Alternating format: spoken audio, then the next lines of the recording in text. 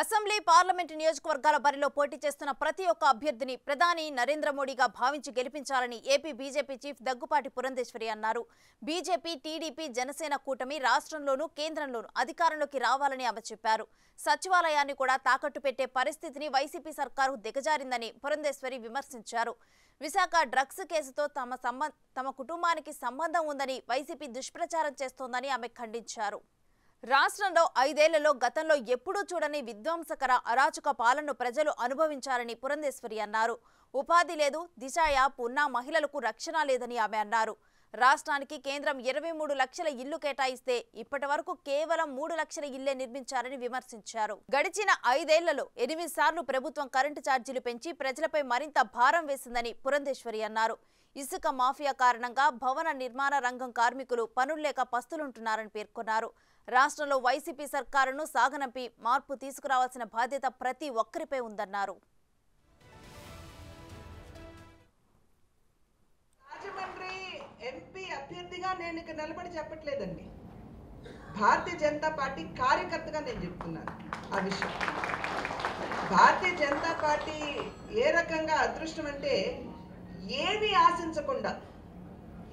ఆశించకుండా పొత్తులో ఉన్నా లేకపోయినా, ఇప్పుడు నేను ఇందాకన్నా చాలా మంది కార్యకర్తలు పొత్తు లేకపోతే మాకు సీట్లు వస్తాయని చెప్పి అని భావించిన ఆశాభావులు చాలా మంది ఉన్నారు.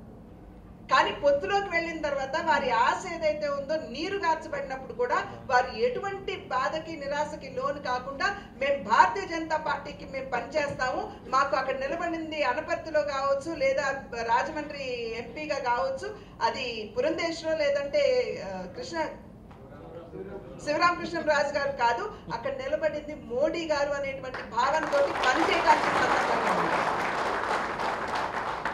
అందుకనే ఇందాక సిద్ధార్థనాథ్ సింగ్ గారు చెప్పారు, మీరు ఇక్కడ ఎవరిని గెలిపిస్తారు, ఇక్కడ పురంధేశ్వరి కాదు, ఇక్కడ మోడీ గారిని మనం గెలిపించుకోబోతున్నాం. ఈ మధ్య కాలంలోనే ఇండి సమావేశం అయిన తర్వాత ఆ ఇండి కూటమి కన్వీనర్ ఎవరైతే ఉన్నారో మల్లికార్జున్ ఖర్గే గారు, వారు బయటకు వచ్చినప్పుడు వారిని ప్రశ్నించారు. ఏంటంటే సమావేశం బ్రహ్మాండంగా జరిగిందా, ఏం చర్చించారు, నిర్ణయాలు ఏం చేశారు, మీ సంకల్పం ఏంటి అని చెప్పి ప్రశ్నించినప్పుడు మల్లికార్జున్ ఖర్గే గారు ఇచ్చినటువంటి సమాధానం ఏమిటి? మా ఏకైక లక్ష్యం, మా సంకల్పం కేవలం భారతీయ జనతా పార్టీని ఓడించాలి, ప్రధానిగా నరేంద్ర మోడీ గారు ప్రధాని కాకుండా నిలువరించాలి.